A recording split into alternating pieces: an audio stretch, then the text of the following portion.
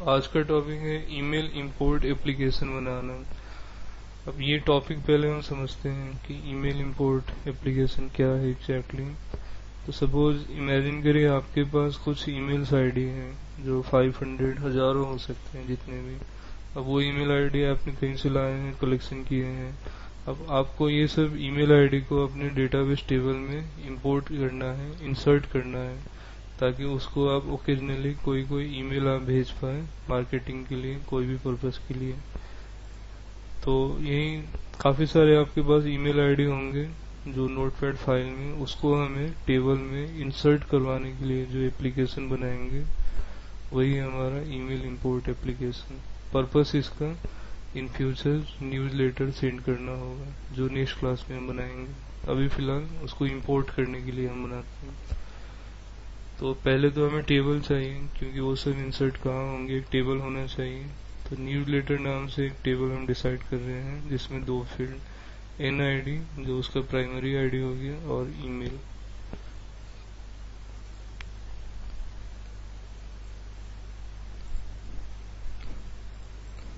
दो कॉलम हो गए।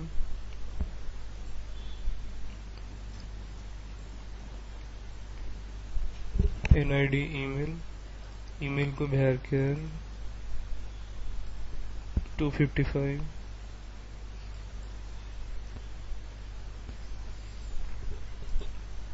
इंडेक्स प्राइमरी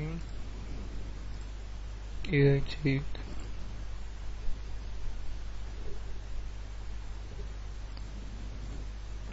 टेबल हमने बना लिए थे अभी। अब फाइल बनाते हैं हम इसमें।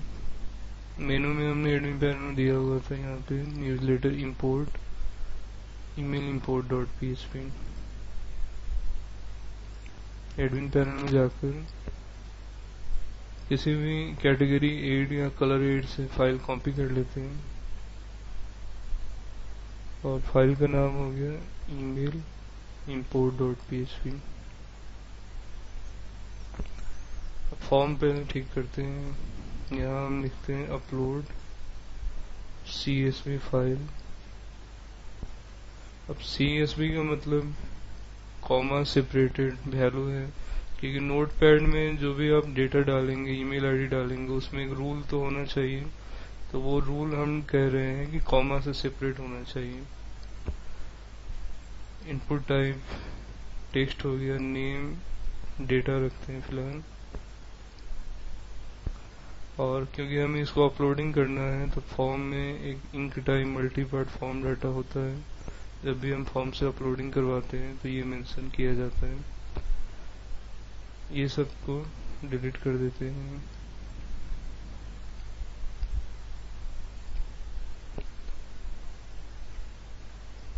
तो रीड करते हैं dollar data equal to dollar underscore files होगा, क्योंकि ये सॉरी यहाँ पे भी हमें फाइल लिखना था, इनपुट टाइप फाइल। तो उसको रीड करने का टेक्निक यही होता है, dollar underscore files square bracket में। यहाँ तो नेम डालते हैं हम और उसका एट्रीब्यूट नेम। तो इसमें जो भी यूजर फाइल को अपलोड करेगा उसका नाम रीड हो गया इसमें डॉलर डेटा में। अब टेम्प नेम भी हम रीड करेंगे ताकि इसको अपलोडिंग में काम आएगा। तो डॉलर अंडरस्कोर फाइल्स, ये सब चीज हमने प्रोडक्ट 8 जब हमने किया था तो उसमें काफी डिस्कस किए थे फाइल के एट्रीब्यूट्स के बारे में। तो इसमें हम डायरेक्ट कर रहे हैं डेटा और TMP नेम। तो हमने नेम रीड किया और TMP नेम रीड किया। अब इसको अपलोड करवाते हैं, मूव अपलोडेड फाइल, ये फंक्शन होता है तो पहले भी हम यूज कर चुके हैं। दो पैरामीटर होते थे इसमें, पहला टेम्प और दूसरा ओरिजिनल डेस्टिनेशन। तो टेम्प यही है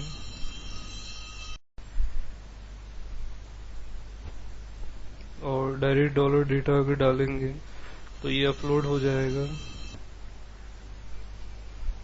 यहीं पे। मतलब हमारा जो file email import dot PHP admin के अंदर है और डायरेक्ट अगर फाइल का नाम लिखेंगे तो यहीं पे अपलोड हो जाता है। तो पहले इतना टेस्टिंग कर लेते हैं कैसे काम कर रहा है ये। ब्राउज करते हैं।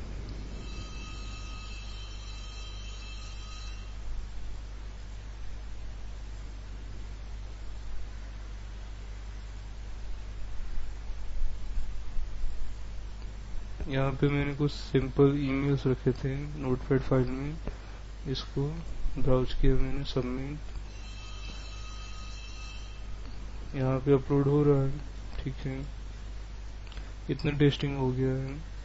अब आगे कंटिन्यू करते हैं इसमें। अब रिक्वायरमेंट ये है हमें कि उस फाइल के अंदर के डेटा को रीड करना है। तो उसके लिए एक फंक्शन होता है PHP में, फाइल गेट कंटेंट्स, और इधर पैरामीटर फाइल का नाम यहाँ पे। अब रीड करके उसको हम डेटा अंडरस्कोर str नाम से एक वेरिएबल में डाल रहा हूँ मैं, str मतलब स्ट्रिंग समझकर, क्योंकि इन फ्यूचर में एरे बनाऊंगा, अभी थोड़ी देर में समझ आएगा। फाइल गेट कंटेंट्स और पैरामीटर हो गया फाइल का जो नाम है $data। अब डेटा str में उसका अंदर का सारा कंटेंट आ गया होगा। इको करके देखना चाहते हैं तो देख सकते हैं।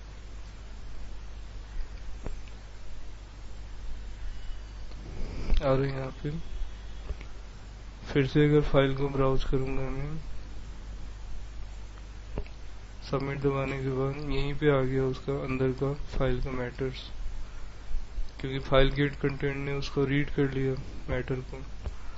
अब डेटा str में ये सारा टेक्स्ट है स्ट्रिंग की तरह। अब हमारी रिक्वायरमेंट क्या था कि अलग अलग ईमेल आईडी को रीड करके इंसर्ट करवाना है अलग अलग रो में। और रूल था हमारे पास कि जहाँ कॉमा लगा हुआ है तो ये एक ईमेल माना जाएगा, फिर नेक्स्ट दूसरा कॉमा तक दूसरा ईमेल माना जाएगा।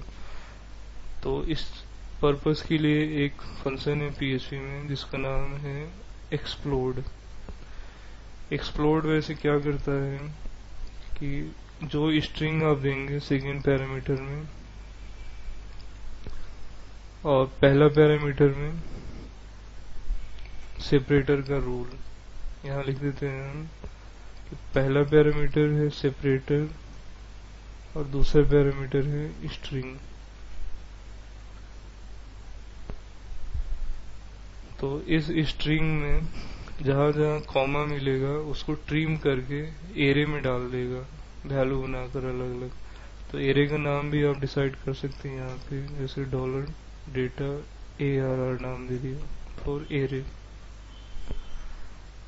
एक बार फिर समझते हैं एक्सप्लोड क्या करता है कि पर्टिकुलर स्ट्रिंग में जहाँ जहाँ ये मिलेगा उसको, मैंने कॉमा दिया है तो उस स्ट्रिंग में जहाँ जहाँ कॉमा मिलेगा उसको अलग अलग काट काट कर एरे का वैल्यू बना देगा, और एरे का नाम हमने डिसाइड कर दिया ये। तो यहाँ तक भी अगर देखना चाहते हैं कि एरे में कैसा बनता है तो प्रिंट आर में देख सकते हैं। इको हमने प्री टैग लगा दिया फॉर्मेटिंग के लिए।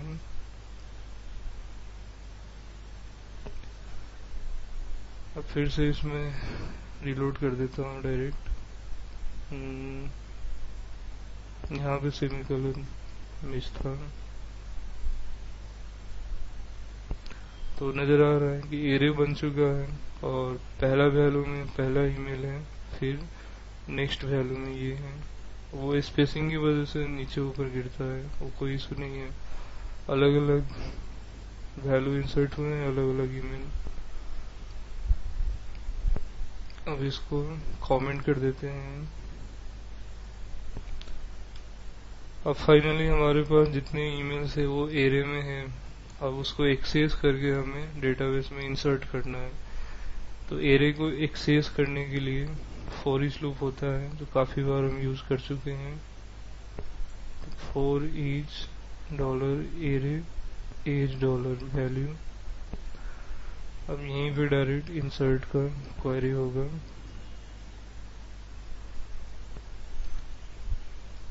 इंसर्ट इनटू टेबल का नाम था न्यूज़लेटर, कॉलम नेम वैल्यूज। तो कॉलम नेम ईमेल हो गया, और उसमें जो भेजना है हमें ये dollar value variable. For each loop जब चलता है तो डॉलर वैल्यू में हमारे लिए ईमेल है, यही है वैल्यू, पहला ईमेल फिर दूसरा ईमेल। जैसे जैसे लूप चल रहा है डॉलर वैल्यू में ईमेल है और वही इंसर्ट हो रहा है न्यूज़लेटर टेबल में। उसके बाद डायरेक्ट यहाँ पे एक मैसेज दिखा देते हैं,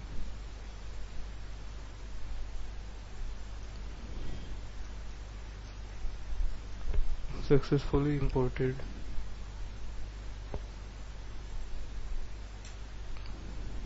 अब यहाँ से मैं ब्राउज करता हूँ उस फाइल को, सबमिट, मैसेज आ रहा है सक्सेसफुली इंपोर्टेड। यहाँ आकर देखते हैं तो सभी ईमेल अलग अलग इंसर्ट हो रहे हैं। तो अलग अलग मतलब सेपरेट रॉ में, एक ईमेल एक रॉ में, फिर ये सेपरेट रॉ में। और यहाँ आई थिंक हमने कॉमा नहीं दिया होगा इसीलिए एक ही में हो गया, देख सकते हैं यहाँ पे फाइल में।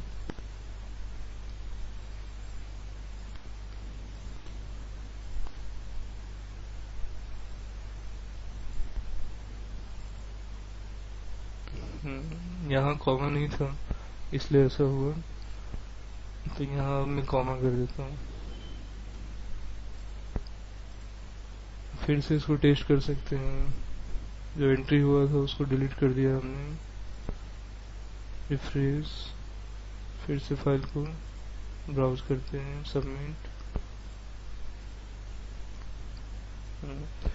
तो अब नजर आ रहा है क्लियर कि सभी ईमेल अलग अलग इंसर्ट हुए हैं। अब इस तरीके से जो हमने एप्लीकेशन बनाया था यही है ईमेल इंपोर्ट का एप्लीकेशन। अब इन फ्यूचर ये ईमेल अलग अलग यूज हो सकता है, जैसे न्यूज़लेटर भेजने के लिए, जो हम नेक्स्ट क्लास में बनाएंगे।